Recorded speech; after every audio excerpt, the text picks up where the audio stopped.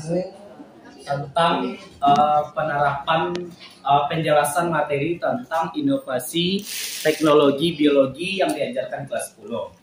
Sebenarnya ini sama dengan bioteknologi di kelas 12. Jadi saya mungkin mohon maaf jika mungkin ada yang kurang pas nantinya. Dan mohon bantuan kepada ibu-ibu yang lain juga mungkin nanti kalau ada salah mohon dikoreksi.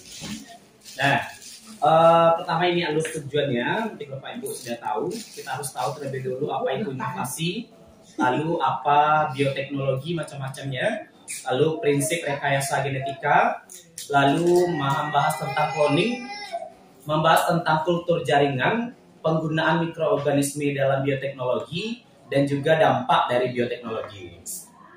Nah, pertama kita mulai dari inovasi. Inovasi itu adalah penemuan hasil teknologi berbasis biologi. Salah satu penemuan inovasi itu adalah bioteknologi. Makanya kita bahas tentang bioteknologi. Untuk bioteknologi itu kan ada dua. Ada bioteknologi konvensional, ada bioteknologi modern. Kalau untuk konvensional saya rasa ibu-ibu sudah paham.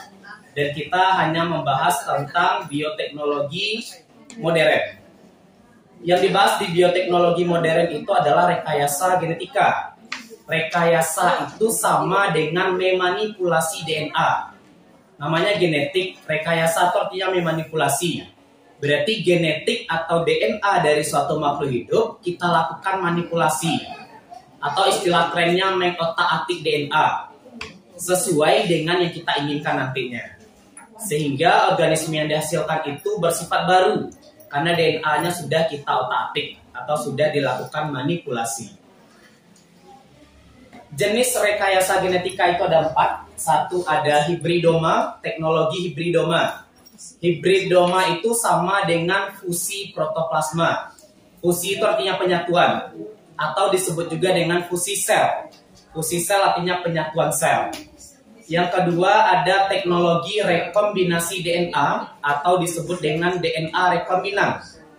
Yang ketiga ada teknologi plasmid. Yang keempat ada teknologi cloning.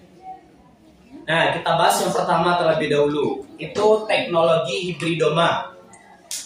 Teknologi hibridoma itu adalah penyatuan dua buah sel, baik dari organisme yang sama atau dari organisme yang berbeda dalam suatu medan listrik. Berarti dia nanti juga menggunakan suatu arus listrik yang diberikan. Karena limpa itu mengandung limfosit B untuk menghasilkan antibodi. Kenapa kita menggunakan sel kanker? Karena sel kanker cepat proses pembelahannya. Oh begitu. Ini ditumpang diambil sisi baiknya. Berarti yang elok-elok sudah ambil. Kalau diambil mungkin dunia kedokterannya lagi gitu. Dan kita nggak tahu di mana posisi sel kanker sesungguhnya. Berarti limpa memiliki sifat regenerasi yang lebih tinggi dari limfosit. Sel limpa mengandung limfosit B. Limfosit B itu tujuannya untuk menghasilkan antibodi. Maka itu bisa disebut sebagai antibodi monoklonal karena hanya satu dia pertahanan tubuhnya. Spesifik. Mengenal satu jenis penyakit monoklonal itu. Makanya namanya mono. Monoklonal ya. Pertahanan tubuh yang hanya melawan satu jenis penyakit. Spesifik. Spesifik gitu. Iya, Bu. Bisa pakai sel-sel yang ada di pankreas. Iya. Iya katanya dengan sel poli, dengan sel insulin. Iya. Itu kan contoh. Iya. Ini salah satunya ya. Cuman Pak, di sana kan ada seleksi yang positif yang negatif tadi. Iya. Pemisahannya Itu yang kita tidak memahaminya bagaimana sebenarnya. Karena kita tidak mencobakan langsung. ya maksudnya mungkin Pak ada dulu literaturnya. Tidak. Ambillah video lu. Kalau yang mengetahuinya nanti ada yang positif, ada yang negatif. Itu dalam itu bentuk apa? Tidak sejauh itu, ya. Belum sejauh itu. Mungkin bisa kita pelajari. Mungkin literatur. Wah, kulit-kulit ya kan, sama jo cloning nah, petapun kayak simpel cuma banyak aja. Kalau kan bagaimana caranya Pak Mal memberikan ke anak? Iya gitu Bu. Kita contohnya kan sebenarnya kan ada penjelasannya. Cuman Anda menjelaskan dari ini. Kalau menjelaskan dari gambar saja, kita buat antibodi kayak tadi aja. Kita manfaatkan sel limpa. Limpa itu limfosit B diambil. Kita ambil sel Jadi kanker. Pak, maaf ya. Jadi kalau di sini kita lihat tuh pasti simpan diceritakan percaya. Pasti perkembangannya Bu. Nah, Makanya Bapak dan Ibu, saya masih ingin melaksanakan kurikulum merdeka. Di materi ini lebih tepat, makanya itu yang saya gunakan nanti insya Allah untuk kurikulum merdekanya. Itu strategi yang digunakan. Oke, itu yang untuk hibridoma. Berarti dan ini. Iya. Berarti itu. yang ini kan diambil selimpat. Iya. Pertanyaannya selain dari selimpat itu siapa Pak Jo gitu kan? Ada nggak selimpat? Pokoknya dia bisa menggunakan mamalia. Contohnya ada kelinci, ada kera, dia juga bisa menggunakan. Kita fokus ke yang nomor 1 saja. Nah, fusi protoplasma itu bisa dilakukan pada sel hewan dan pada sel tumbuhan. Dan karena kita membahas antibodi monoklonal, maka kita hanya melakukan pada hewan saja.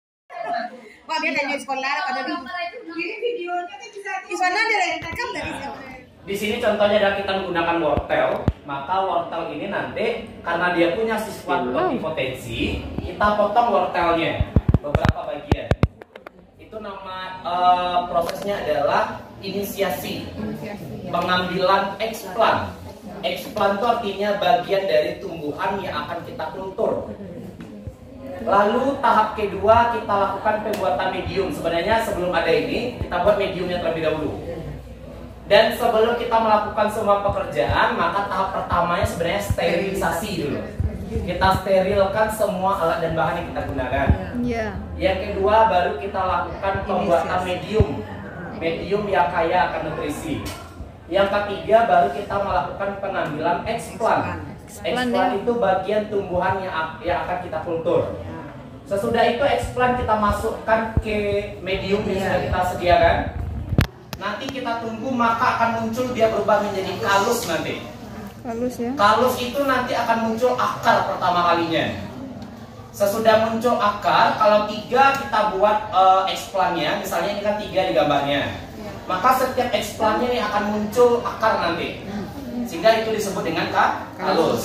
Sesudah itu baru nanti dia akan berkembang seiring dengan waktu, akan muncul akar, akan muncul daun.